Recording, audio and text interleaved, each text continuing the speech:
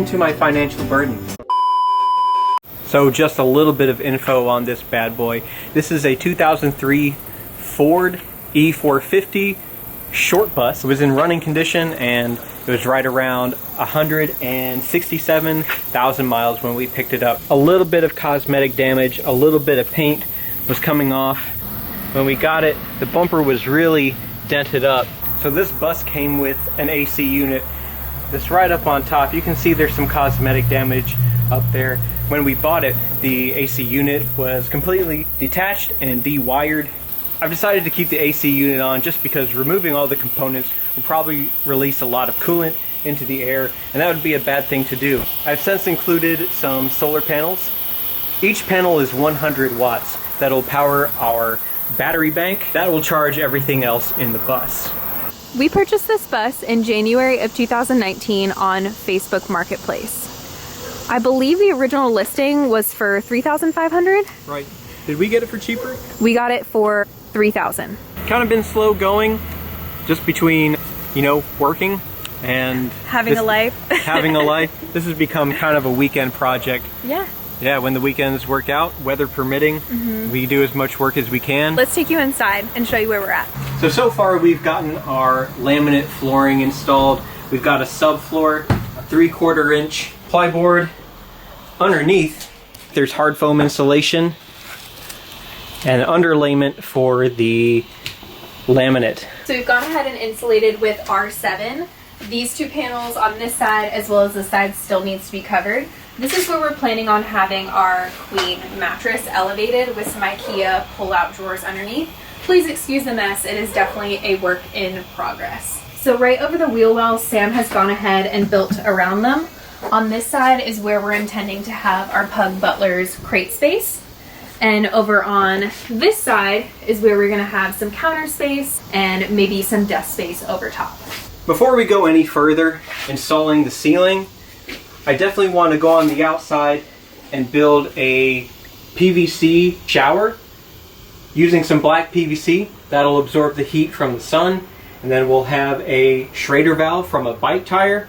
We'll pump it up and have a high pressure hot water shower whenever we need to. So once that's done, I'm going to go ahead and put in insulation here. I'm going to use a foil back hard foam insulation, much like this. We're going to keep at least a 1/4 inch air gap between the foil on the outside. That'll reflect the heat. And we might even go ahead and put in a second layer of this pink foam insulation. Or is it purple? It's pinkle. Exactly, precisely. Once that's all installed and everything's good and insulated, we're going to start framing using 2x2s. I don't know. We haven't figured that out yet. Then we'll put on some ceiling board. You're thinking some kind of white. I really like the idea of white for the ceiling, kind of drawing your eye upward and keeping things nice and bright and light in here. I want to cut some holes to have some recessed lighting, little LED pockets throughout the bus in kind of an array shape. And I think that'll really brighten up the space. So just a couple weeks ago, I picked up this amazing sofa. I am obsessed with it. Sam said he wanted some sort of Victorian era style or inspired couch, and I think I nailed this one, guys. I think you did too.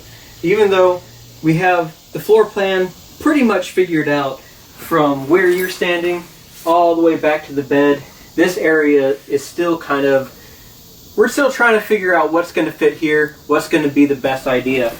I think it'll be really important as we're coming up the steps to build some sort of cubby system over here so we can put shoes, the dog's leash, jackets, anything that we want to take off immediately and not drag dirt through the space. I just wanted to kind of film and capture a little bit more while we're in this step, while we're in this process, when there's projects all over the floor, when we're not really sure what we're doing, when we're hitting the drawing board over coffee late at night. Researching. A lot of SKOOLIE.net, a lot of YouTube. Definitely. Thanks to everyone who has put things on the internet. I would not have gotten this far without you. So since the beginning of this project, we have kept every single receipt, every Home Depot visit, every Amazon purchase, every online purchase. That's something that's just been really important to us for record keeping. And now we get to tell you guys exactly how much we've spent. And this is so far we've spent. We still haven't done the ceiling. We still haven't done electrical. I have some electrical supplies, but I haven't bought the expensive stuff like the batteries.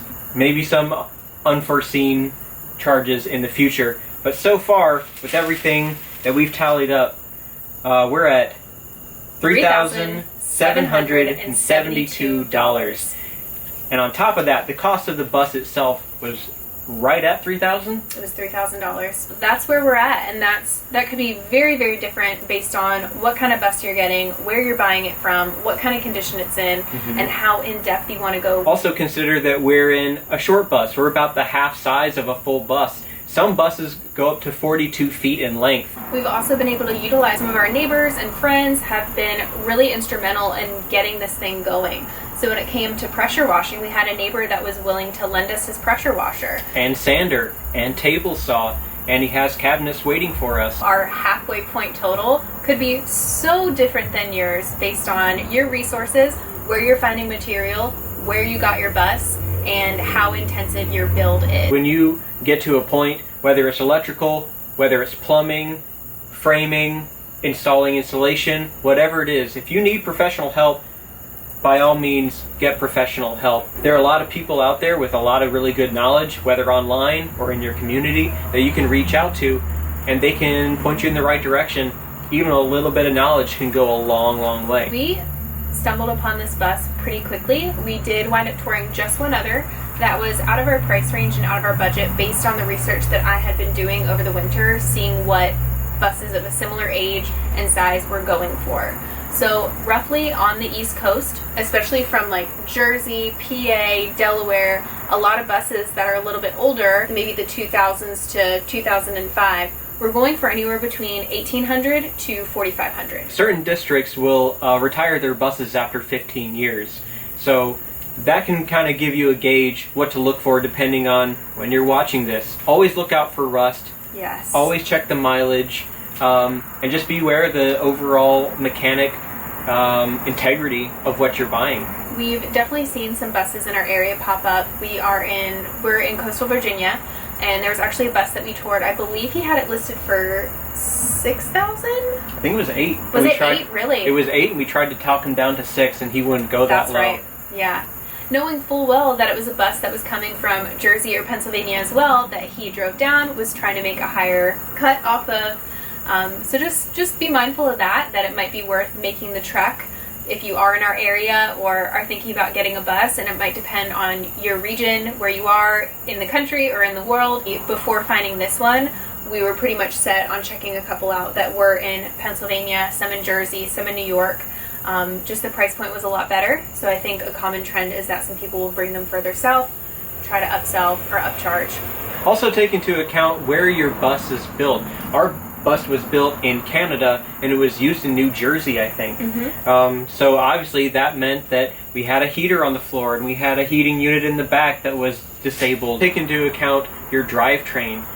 Do you want to spend a lot of time going long distances on the highway, or do you want something that can weave through city streets, going up and down different grades? There's a different bus for every kind of terrain and every kind of weather, so be sure to watch out for that. I think above all else, it can be really fun and really inspiring to see other people who are doing van builds or skoolie builds or tiny homes or kind of getting into that lifestyle or getting in the groove of things. But if it's not something that you feel comfortable with and it's not something that's conducive to your lifestyle or where you can see yourself heading, don't do it.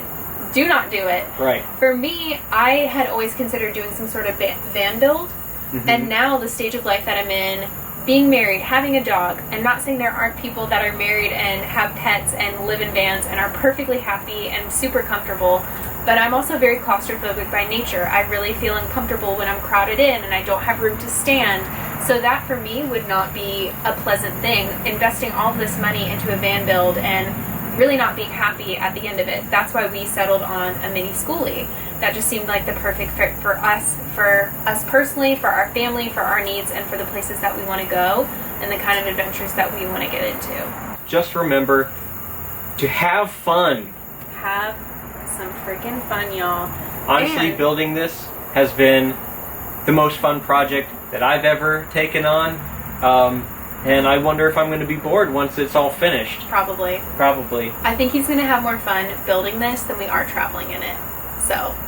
Hopefully not. So if there's any company out there that does custom schoolie builds, this guy's your guy. He's ready. We've done it. We're ready for more. He's ready to help with more. Let's make it happen. Put me in, coach. Thank you guys so much for watching. We hope that this has been helpful. If you have any questions whatsoever, our line is always open. Just drop a comment below and let us know where you're at in the schoolie van build process, or if you have any questions that way. Right. And don't forget, if you want to see more, just obliterate that subscribe button. Smash that notification thing in the chin. And you'll be receiving all the stuff. Bye, guys. Bye.